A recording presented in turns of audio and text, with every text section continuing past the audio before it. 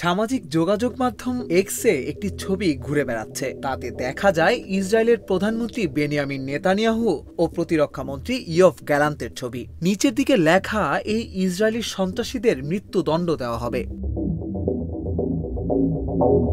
ভারতীয় সংবাদ মাধ্যম ইন্ডিয়া টুডে বলছে, এতে রয়েছে ইসরায়েলি সামরিক বাহিনী, নৌবাহিনী ও বিমান বাহিনীর কমান্ডারদের ছবিও। শেষ খবর পাওয়া পর্যন্ত এই পোস্টার নিয়ে ইরান সরকারের পক্ষ থেকে এখনো কোনো মন্তব্য পাওয়া যায়নি।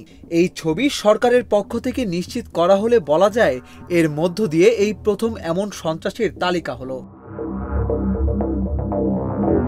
গত বছরের ৭ অক্টোবর থেকে ফিলিস্তিনের গাজা উপত্যকায় হামলা চালাচ্ছে ইসরায়েল। এর সঙ্গে সম্প্রতি লেবাননে সশস্ত্র গোষ্ঠী হিজবুল্লাহকে লক্ষ্য করে ইসরায়েল হামলা চালানো শুরু করে। এই প্রেক্ষাপটে ইসরায়েলে মঙ্গলবার রাতে ক্ষেপণাস্ত্র হামলা চালায় ইরান। এবার ইরানে হামলা চালানোর হুমকি দিয়ে রেখেছে ইসরায়েল। ফিলিস্তিন, ইসরায়েল, লেবানন ও ইরান সব মিলিয়ে মধ্যপ্রাচ্যে উত্তেজনা বিরাজ করছে। সবকিছুর কেন্দ্রে ইসরায়েল। এ কারণে পারমাণবিক বোমা বানিয়ে ইসরায়েলকে কঠোর জবাব দেওয়ার পরামর্শ দিয়েছেন ইরানের অনেকে।